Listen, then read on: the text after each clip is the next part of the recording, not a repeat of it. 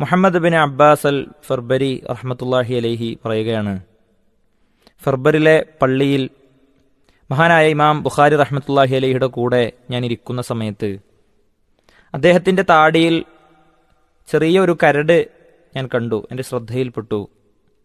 ഞാൻ ആ കരട് അദ്ദേഹത്തിൻ്റെ താടിയിൽ നിന്ന് തട്ടി മാറ്റിയപ്പോൾ അദ്ദേഹം എന്നോട് പറഞ്ഞു, അൽഖിഹ ഖാരിജ മിനൽ മസ്ജിദ്, നിങ്ങളത് പള്ളിയുടെ പുറത്തേക്ക് ഇടൂ, അത് പള്ളിയിൽ ഇടരുത് എന്ന് അദ്ദേഹം എന്നോട് പറഞ്ഞു എന്നാണ്.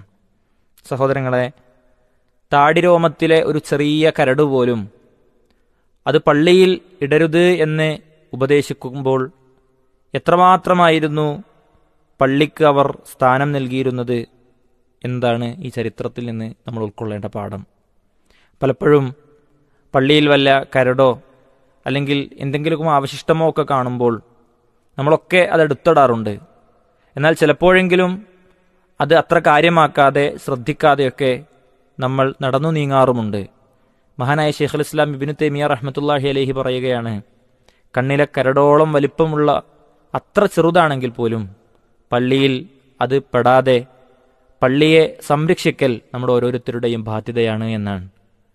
അള്ളാഹുവിൻ്റെ ഭവനം, അള്ളാഹുവിന് ഏറ്റവും ഇഷ്ടമുള്ള സ്ഥലം, വിശ്വാസിയുടെ ആരാധന ഗേഹം ഒക്കെയായിട്ടുള്ള പള്ളികൾ, മസ്ജിദുകൾ, അത് ഏറ്റവും നന്നായി സംരക്ഷിക്കേണ്ടതും വൃത്തിയുള്ളതായി കാത്തുസൂക്ഷിക്കേണ്ടതും നമ്മൾ ഓരോരുത്തരും തന്നെയാണ്.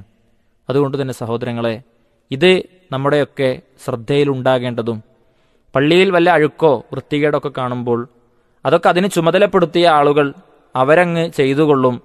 അല്ലെങ്കിൽ വല്ലതും കാണുന്ന സമയത്ത് അതിന് ചുമതലപ്പെടുത്തപ്പെട്ട വ്യക്തി എവിടെ എന്ന് അന്വേഷിച്ച് അവരെ ശകാരിക്കുന്നതിനപ്പുറത്ത് അതെല്ലാം നീക്കം ചെയ്യൽ ഒരു പുണ്യമാണ് എന്നുള്ളതും ഓരോരുത്തരുടെയും ബാധ്യതയാണ് എന്നുള്ളതും മനസ്സിലാക്കി ഈ ഒരു സമീപനമായിരിക്കണം നമ്മുടെ ഭാഗത്തുനിന്നുണ്ടാവേണ്ടത്. അള്ളാഹു അനുഗ്രഹിക്കുമാറാവട്ടെ. അസ്സലാമു അലൈക്കും വറഹ്മത്തുള്ളാഹി.